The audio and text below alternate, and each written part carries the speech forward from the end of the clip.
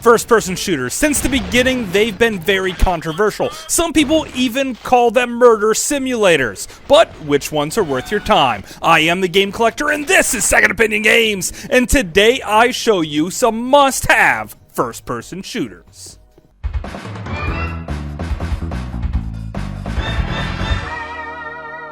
Second Opinion Games. First and foremost on this list, I think we gotta look at Wolfenstein 3D. When I first played it, it was on the PC. This here is the 3DO version. Other versions that you might want to look at is the Atari Jaguar, which I think has the most arcade style, and the Super Nintendo version, just so you can see what exactly went wrong. Now, as you probably already know, this is all about destroying Nazis and blowing apart everyone you come across, picking up guns, finding hidden rooms around each and every corner, continuously tapping on the walls to try and find said hidden rooms, and picking up keys, opening up locked doors, and killing more Nazis. Yeah, this is certainly worth your time, and if not just for the historical aspects, because it's still really fun. The 3DO version deserves the most amount of time, probably because there's the most levels here of any of the Wolfenstein games. Somewhere around like 100 or more of them, so you'll have no trouble tracking down all the bad guys. And there are cheat codes in here galore, so you can pick up your Gatling gun and continuously mow people down. Sometimes there's so many enemies in the world at one time that it completely bogs down the processor, and then it feels like you're playing in slow-mo. But it's a small price to pay to be able to circle strafe around your enemies.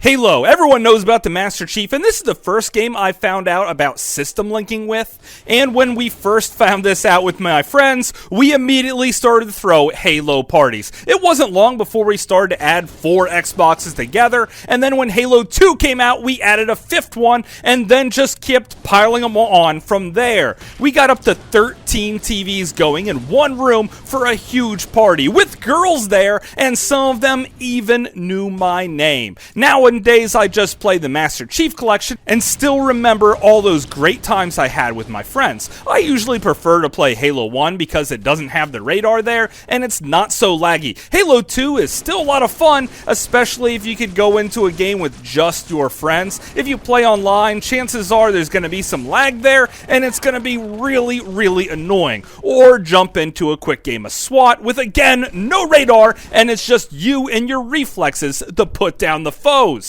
Yes, Halo the Master Chief Collection is definitely a must-have, and it always will be.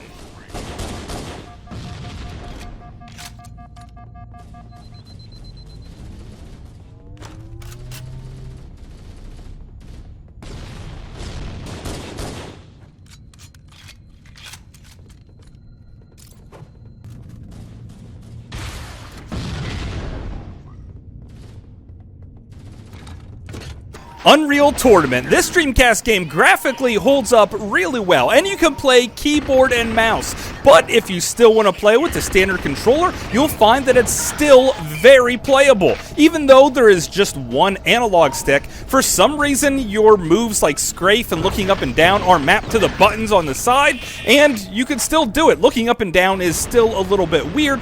Luckily, there's an auto-aim here feature that really helps out. And yeah, you could go up to 4 players playing in a deathmatch, or just take on the computers when you're feeling really lonely. And it's still really good. The graphics here are beautiful, and the game chugs along at a brisk pace. I like all of the extra weapons that are involved, and they even have alternate fires, but you have to use the freaking D-pad to use them? So yeah, play keyboard and mouse if you can, otherwise use the game controller, and Unreal Tournament is certainly one that you have to experience.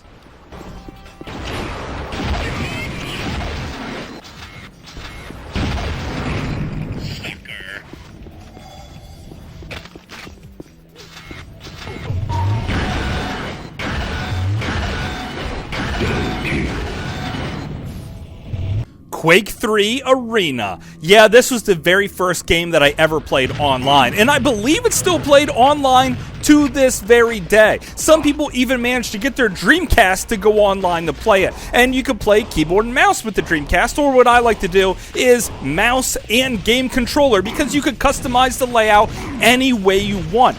This here is being played on the PlayStation 2 version of Quake 3 Arena, and it's still just as good as I remember it.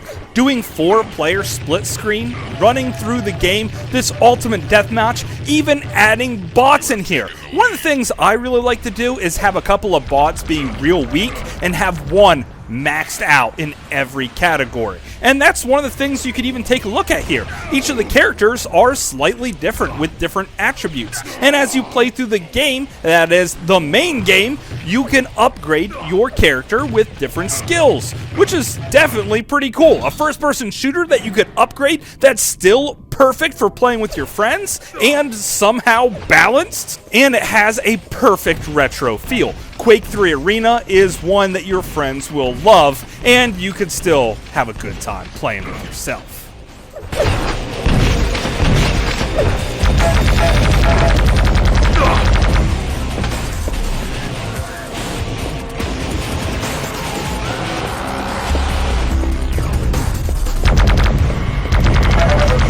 Darkest of Days. This is a game that I respect more for what they were trying to do than what the final product was. You start off at Custer's Last Stand, where an Indian shoots you in the freaking balls. I don't want to live anymore. However, you're drugged to the future and healed up.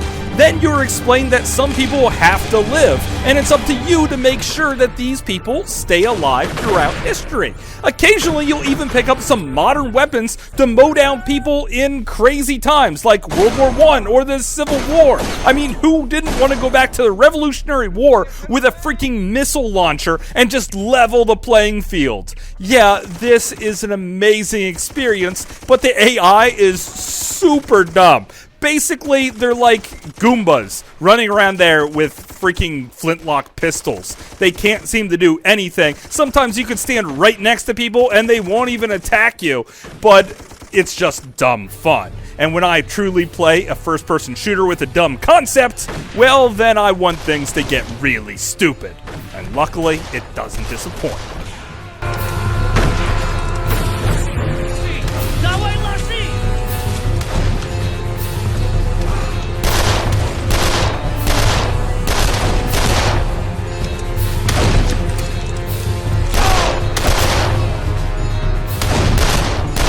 Secret Service is a first-person shooter made by Activision at a time that they were pumping out Call of Duty games like stinking crazy. And it went over, well, it didn't. It basically, everyone thought it sucked and was stupid, and they went back to playing Call of Duty. But I actually gave this one a try and had a great time with it. I liked how it was bright and colorful, unlike pretty much every other game at the time where they just had these muted colors and looked like crap. And your goal is to protect the president. Now, most people just say, well, just let him die already. But I take my job very seriously. That's why I like picking up sniper rifles and picking off people that are trying to shoot at me with freaking rocket launchers. Nothing pisses me off more than when someone takes a rocket launcher to me.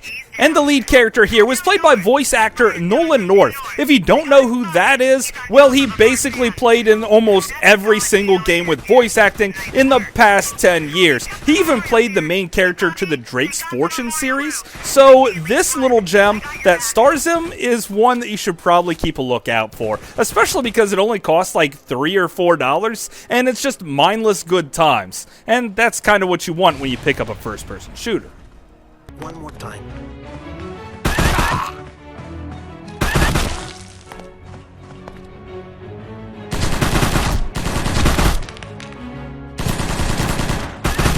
Quickly, secure this area. Code Veronica X is an honorable mention for me here, just because it's not a main game. This is something that you have to unlock through playing the main game itself and jumping through certain hoops. I even gave myself some infinite ammo so I could just run through as fast as possible and destroy all the bad guys. It's kind of fun and kind of deserves being talked about, and no one ever does. And that's just why I wanted to bring it up here. Yeah, it's something that's just sort of alright, and I think it deserves a try.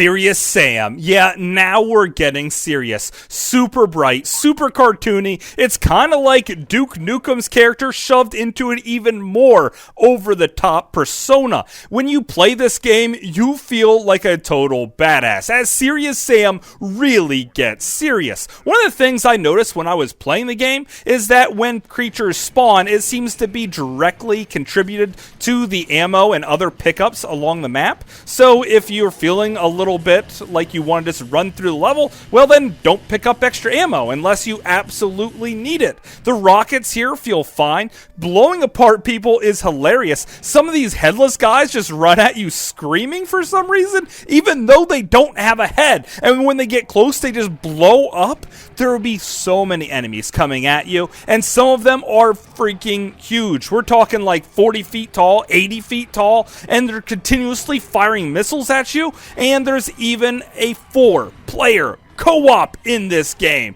and that's where this really comes together. It is completely stupid, mindless fun with 4-player co-op. So I really appreciate it. After all, we don't play these first-person shooters for their story.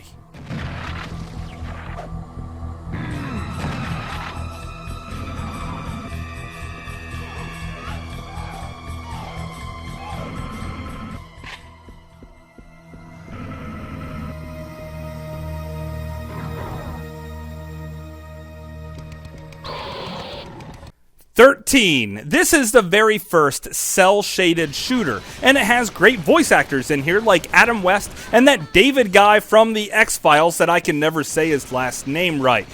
Now, if you thought you didn't want to play a first-person shooter for your story, well then you are completely wrong, because this has probably the best storyline of any first-person shooter ever. It was based off of a graphic novel, and that's why it has its beautiful comic book art style. When you do headshots, it actually shows it. You could hear people and see them walking around corners and then lay down some devastating chair attacks for the missions that you aren't supposed to kill anyone. Otherwise, you could run through missions with just throwing knives and continuously stab people in the throat. This is completely cool, and you're on the run from virtually everyone as you've been accused of assassinating the president. Did you do it? Well, maybe, maybe not, because your character has amnesia. Now it's up to you to retrace your steps and figure out this massive storyline, and I'm just gonna say it gets really dark and is super awesome and just might have the best storyline of any video game ever. Certainly the best of any first-person shooter.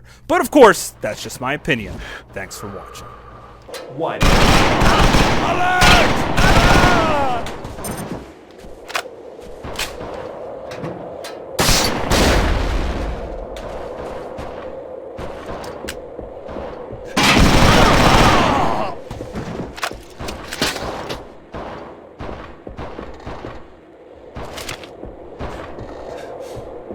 So hopefully you guys enjoyed this video. I had a great time making it. I still play the Halo Master Chief Collection all the time.